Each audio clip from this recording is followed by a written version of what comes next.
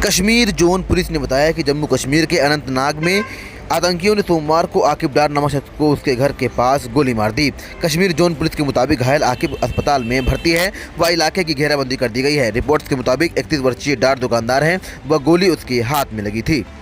उत्तराखंड के स्वास्थ्य मंत्री धन सिंह रावत ने बताया कि यमुनोत्री जा रहे 2 श्रद्धालुओं की कार्डियक अरेस्ट से मौत हो गई है। उन्होंने बताया कि उत्तरकाशी रुद्रप्रयाग चमोली के जिलाधिकारियों और मुख्य चिकित्सा अधिकारियों को अलर्ट कर दिया गया है। अब से आपात स्थिति में तीर्थयात्रियों को एयरलिफ्ट कर एम्स ऋषिकेश तथा राजकीय मेडिकल कॉलेज देहरादून पहुँचाया जाएगा। ब्लूमबर्ग के अनुसार दुबई में एक मानव निर्मित द्वीप पर पूरी तरह से रेत से भरा एक प्लाट $34 मिलियन में बिका है। एक कारोबारी के अनुसार जुमेरा बे आइलैंड पर मौजूद 24,500 वर्ग फीट के इस प्लाट को ये कीमत मिलना एक बड़ा रिकॉर्ड है।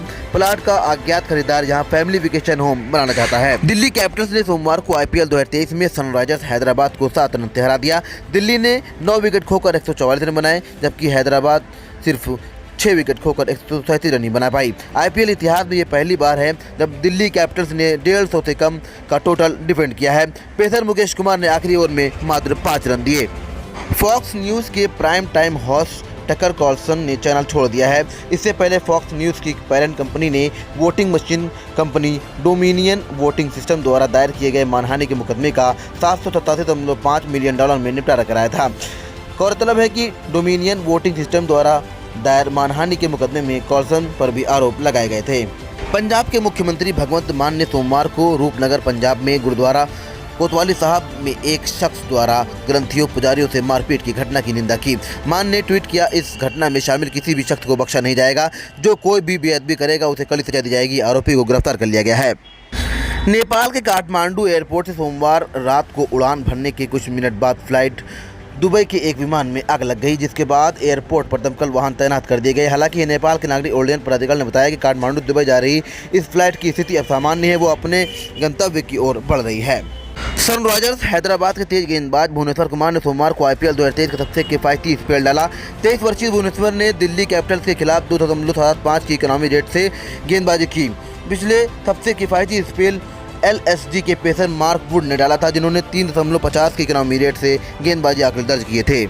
दुनिया के सबसे अमीर शख्स बर्नार्ड आर्नो LVMH का उत्तराधिकारी ढूंढने के लिए अपने बच्चों से लंच पर मिल रहे हैं। आर्नो की बेटी डेल्फिन डियारो की CEO, जबकि उनका सबसे छोटा बेटा एंटोन LVMH का बोर्ड मेंबर है।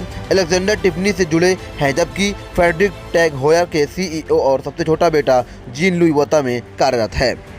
एक्टर शुएब इब्राहिम ने YouTube चैनल पर शेयर किए गए एक वीडियो में अपनी बहन सबा को ट्रोल करने वालों पर नाराजगी जाहिर की है। उन्होंने कहा, ये जाने बिना कि कौन किस तकलीफ से गुजर रहा है, लोग कुछ भी बोल देते हैं। थोड़ा अल्लाह से खौफ खाओ, ऊपर वाले से डरो। वीडियो में सबा रोती नजर आ रही हैं। महाराष्ट्र में सोमवार को कोविड-19 के 226 नए मामले सामने आए हैं, जो रविवार के 545 मामलों के मुकाबले 58% कम है। इस दौरान महाराष्ट्र में 505 मरीज संक्रमण से रिकवर हुए हैं। इसके अलावा महाराष्ट्र में कोविड-19 के सक्रिय मामलों की संख्या 5,776 हो गई है और राज्य में कोविड-19 के कारण जान गंवाने वालों की कुल संख्या 1,48,504 है। बिहार सरकार ने गोपालगंज में जिलाधिकारी जी कृष्णैया की हत्या के लिए उम्र कैद की सजा पाने वाले पूर्व सांसद आनंद मोहन की रिहाई की अधिसूचना जारी की है। दरअसल बिहार सरकार ने बिहार कारा हस्तक 2012 में संशोधन किया है, जिसके तहत काम पर तैनात सरकारी सेवक की हत्या के दोषियों की सजा पूरी होने के बावजूद रिहाई नहीं होती थी। सुप्रीम कोर्ट की अब तक की सबसे बड़ी 13 सदस्यीय पीठ ने 50 साल पहले 24 अप्रैल 1973 को 7 से 6 केशवानंद भारतीय बनाम केरल सरकार केस में फैसला सुनाया था। कोर्ट ने फैसले में कहा था कि मौलिक अधिकारों सहित संविधान का मूल ढांचा अपरिवर्तनीय है और संसद में संशोधन नहीं कर सकती। केस में 68 दिनों तक सुनवाई चली थी। डेविड वार्नर की पत्नी कैंडिस ने क्रिकेट ऑस्ट्रेलिया पर बॉल टेम्परिंग स्कैंडल के बाद पति को नेशनल टीम से हटाने की कोशिश करने का आरोप लगाया है। उन्होंने कहा, सपोर्ट नहीं मिला। दक्षिण अफ्रीका में होटल से निकलने के बाद वार्नर को अकेला छोड़ दिया गया। वो चाहते थे कि वार्नर कभी वापसी न करें और दोबारा देश के लिए न खेलें। विश्लेषकों के अनुसार बिटकॉइन में जारी तेजी के कारण बिटकॉइन हैविंग विभाजन है, जो इसे $50,000 के पार ले जा सकता है। दरअसल बिटकॉइन हैविंग के तहत हर 4 साल पर बिटकॉइन माइनर्स के ब्लॉक रिवॉर्ड्स आधे कर दिए जाते हैं। इस विभाजन कारण नए बिटकॉइन के रेट आधे हो जाते हैं। अगली बिटकॉइन हैविंग अप्रैल 2024 के आसपास होगी। हाल ही में बीजेपी छोड़ चुके कर्नाटक के पूर्व मुख्यमंत्री जगदीश शेट्टार पर गृह मंत्री अमित शाह ने सोमवार को राज्य में कहा उनके जाने से कोई नुकसान नहीं होना है। उन्होंने कहा शेट्टार खुद का चुनाव हारेंगे। हुबली ने हमेशा बीजेपी को वोट दिया है। शेट्टार हुबली धारवाड़ मध्य सीट से कांग्रेस के टिकट पर विधानसभा चुनाव लड़ रहे हैं। अतीक अहमद के बेटे असद की एक पुरानी तस्वीर सामने आई है जिसमें उसके चेहरे पर डॉन और उसकी शर्ट पर boss I love you miss you लिखा हुआ है। बकौल रिपोर्ट्स पुलिस को असद के मोबाइल से ये तस्वीर मिली है। गौरतलब है झांसी में 13 अप्रैल को यूपी एसटीएफ के साथ इनकाउंटर में असद की मौत हो गई थी। अभिनेता अनुपम खेर ने पाकिस्तानी मूल के कनाडाई लेखक तारिक फतेह के निधन पर श्रद्धांजलि व्यक्त की। उन्होंने लिखा, वो दिल के एक सच्चे भारतीय थे, वो सबसे निडर और दयालु शख्स थे। उन्होंने आगे लिखा, मैं अपने दोस्त से कई मौक़ों पर मिला था, लेकिन टोरंटो में उनके घर जाना और उनके साथ दोपहर का गुजारना काफ़ी खास था। बिहार के मुख्यमंत्री नीतीश कुमार और उप मुख्यमंत्री तेजस्वी यादव ने सोमवार को लखनऊ में सपा प्रमुख अखिलेश यादव से मुलाकात की। तीनों नेताओं की प्रेस वार्ता में विपक्ष के नेता को लेकर कई प्रश्न पूछे गए। नीतीश ने कहा, मुझे विपक्ष का नेता नहीं बनना है, मैं सबको एकजुट करने में लगा हूं, अपने लिए मुझे कुछ नहीं चाहिए।